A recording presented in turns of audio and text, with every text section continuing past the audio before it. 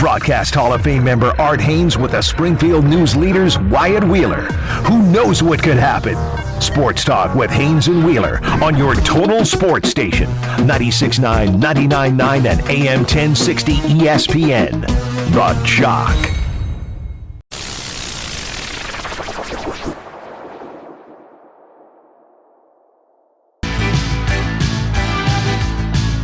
Cool, good afternoon, everyone. Change of seasons here since last night. Art Hains along with Wyatt Wheeler. Sports Talk on a Thursday from Elliott Lodging's Greenstay Central.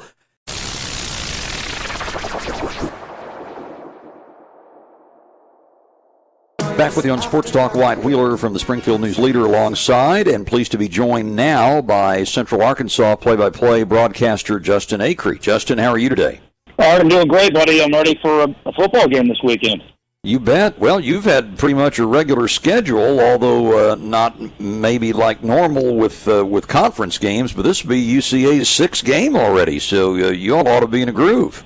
Yes, they've been very fortunate. I mean, look, you get cocky with COVID and you see what happens. I mean, look no further than Florida last week, but they've been really fortunate themselves, and they've only had one opponent that's had an issue with Arkansas State, and of course that game was rescheduled and made up last weekend, and it didn't go the Bears' way, but yeah, they've been pretty lucky as far as actually being able to play games this year. So the game at North Dakota State, and that got everybody's attention. That obviously is the top program by a lot in FCS football, and UCA's ahead in the fourth quarter before losing 39-28.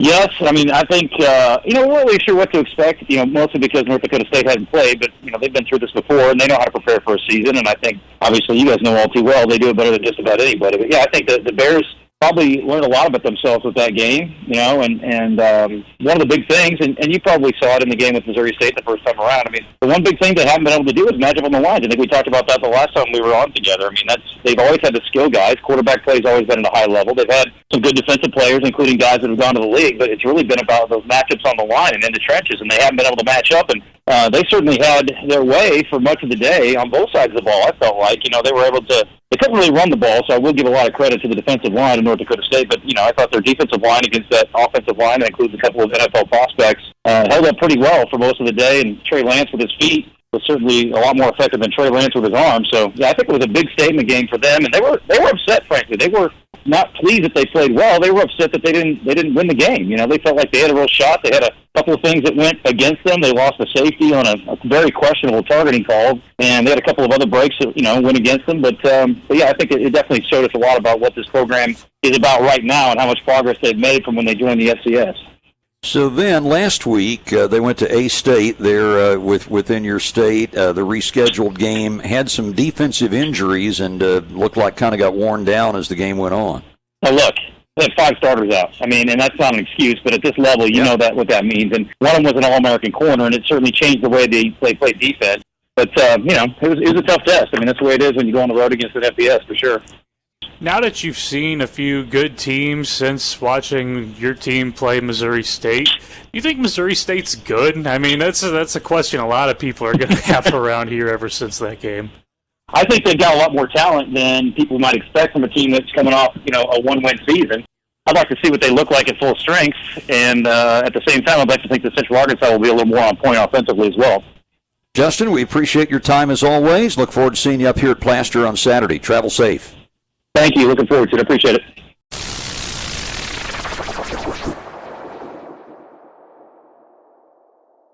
(868-6100) is our number. Let's go to the phones. And Bill, you're on Sports Talk at the Greenstay Central. Go ahead, please.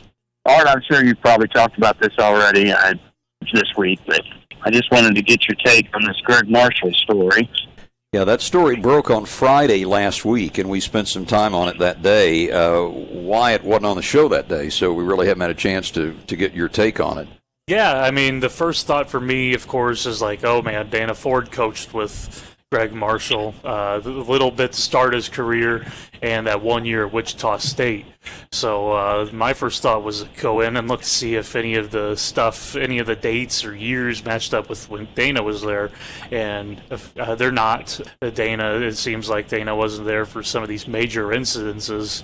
I was hoping to talk to him again soon, just to kind of hear what he has to say about it today at Media Day. It wasn't the right time in there, but it was everything just came out with people on record and going in saying we can't have this go on, and some specific things that weren't denied by coaches and assistants, and the university still doing the right thing to launch an investigation and using an outside firm just so it's external. But I mean, there's some pretty big things in there that can take him down if it's all proven to be found true. So I mean, it just added up. I wasn't here during a lot of the rivalry days, Missouri State versus Wichita State hatred days, to the point where I didn't really understand the rivalry that much. But it just seems from following a lot of people throughout the Valley, that they all had one thought of Greg Marshall, and that he was this really hard coaching guy, to where none of this came as a surprise to them. So we're going to see more of this investigation. I'm surprised that he's still allowed to be there day to day right now, but that's just what Wichita State decided to do, and I think the journalism that's been done by a lot of these different places stands up, just because they were able to get people on the record, were able to talk to, I think there was like one story with like 60 plus people that they talked to. So I think the journalism has kind of backs up a lot of this. I mean, he's innocent until proven guilty here with an investigation, but it's going to be a pretty hard thing. I'm going to be pretty surprised if things are found that he was pretty good, that he was in the clear with all this.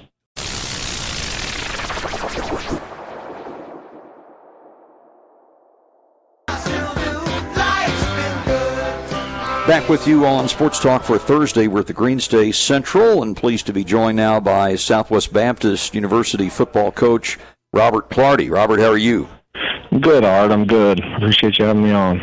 You bet. Well, we just found out yesterday, I guess, or the day before, how spring football is going to work in the GLVC. And just to bring everybody again up to speed, no Division II playoffs this year, and an abbreviated conference season. You've got 8 football playing members, going to divide up into 2 divisions, play pool play and 1 crossover game, and then have 1 at the end. So it's unique, but I guess everything about this year is. You're right. Our kids have learned to just go with the flow on this, and they've done an outstanding job adjusting to everything that we've thrown at them, and that this whole pandemic has thrown at them. And they've stayed positive through it, which is all we could ask as a staff. And they keep showing up and to get better every day and make their teammates better. But they're excited, obviously, with the news of a spring season. All of that will be new to us. All the conference schools are pretty excited about it, and we as coaches all got together and just tried to discuss what can we do to still get reps and still get those guys experience out on the field, because the thing that's going to be most beneficial to us and our football team is that all those freshmen that we have, we signed 53 freshmen this year in our class back in February, and it won't count as a year of eligibility. So those kids will get game reps in their redshirt year, which no freshman will ever really get. So we're definitely looking forward to that. I know our players are, and we can't wait to get back after Christmas break and hopefully get started pretty quick. So with no games in the fall, have you been able to practice? Yeah, so we have not been able to start practicing yet. We are still in a individual skill instruction, what the NCAA calls it, where we get together in smaller groups, which is good for us because we can practice all the social distancing, all those things. But our players, currently our players have done an outstanding job. We have every single player on our roster out on the field when we need them right now. So from a health standpoint, they're doing a great job taking care of themselves and taking care of their teammates. And so we haven't been able to practice yet, which has been another struggle because, with 2020, it's easy to to face this adversity and take it in a negative manner, but our players have done an outstanding job and, showing up every day to push themselves, no matter what the drill is. And, we're hopeful that we'll get to start practicing here soon, because once, Thanksgiving break hits, our kids are going to be gone. They're finishing the rest of the semester remotely. So we got about a month here before those kids are going to start going home and preparing on their own. So we want to take advantage of as much as we can, but we also have to be smart about it as well. Once you do play, it's not going to be quite as early as say, the Missouri Valley Conference, which is starting in February. Looks like you're late March and then pretty much April for the games, so the weather should be better. But do you have any place you can get any work at all done indoors if you can't be outside on a wintry day? We do not. Our guys, we've started spring ball here in the past. In my previous years, we've even started it in mid to late February. We've even had to move practices to the morning. It's the things you deal with as a Division II school, and multiple teams using the facility. Our staffs of all the head coaches of all of our sports do a great job of communicating of who's going to be on the turf and when, and we work great with each other. But obviously, starting later after spring break has its benefits with the weather. It also has a downside is possibility of injuries. The injuries are going to happen closer to the season. So if a kid needs to or has an injury that requires a surgery, so those are things that we got to think about as well. So we got to be smart about that. But having that nicer weather, I think everybody set it up to where it's going to be right after our spring break. Will be when we start our games and finish up April 24th, that last weekend, a couple weeks before finals. So looking forward to the weather side of things. But whenever we get started with practice there in February, we're going to have some pretty cold days, but I don't think our players will really care right now at this point. They just want to get out there and play football.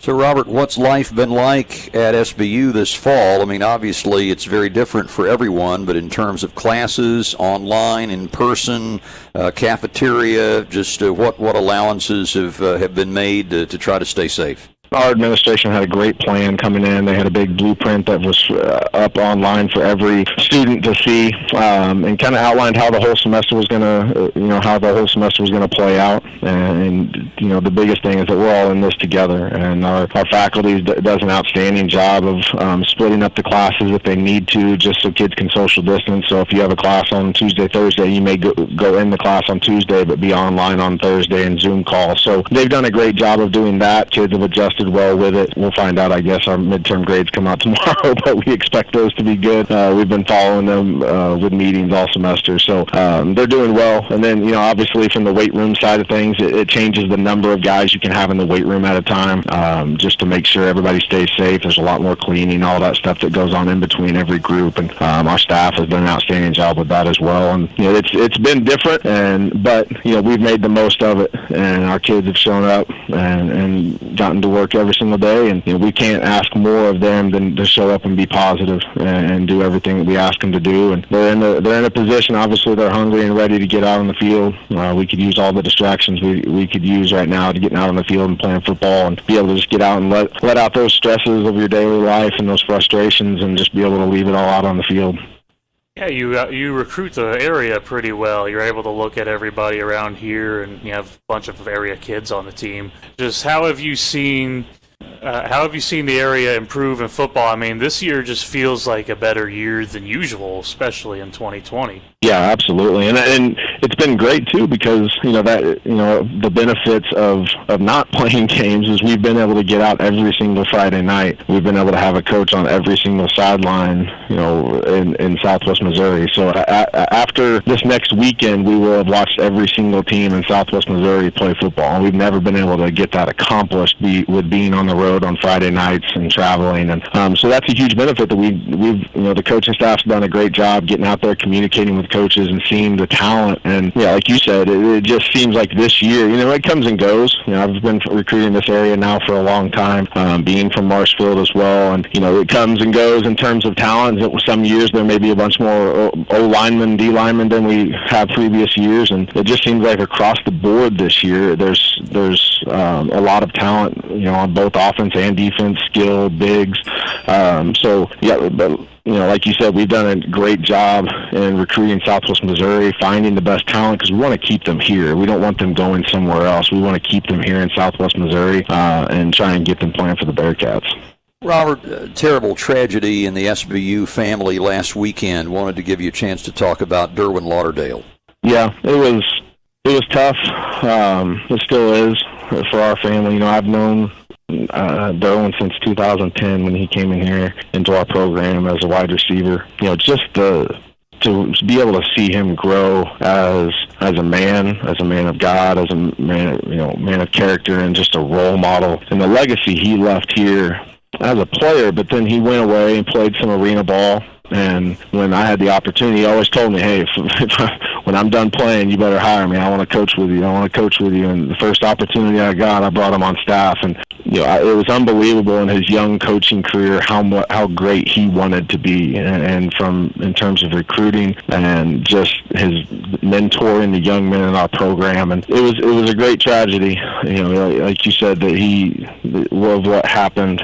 But this past week has been tough for our Bearcat family up here. It's been good to have the players come up throughout the day and share tears, share laughs, and talk about everything that he did here for not just from a coaching standpoint, but to see the impact he had on all of his teammates from when he played. So it's some of us are going to go down this weekend to the funeral services down in Houston, Texas, and just an opportunity to go down there and be with his family in this time. And then we're going to have a candlelight vigil here on Sunday evening here at Plaster Stadium at SBU, and give the players and people from the community that couldn't make it down there to Houston, give them an opportunity to come and be able to participate in that memorial service as well.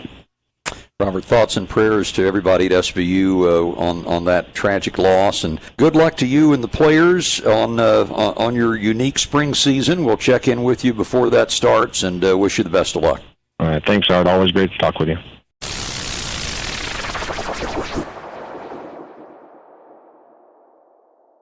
Very good. We'll talk to you tomorrow. What's on after this? Tiger Talk. Coming up next on ESPN The JOCK.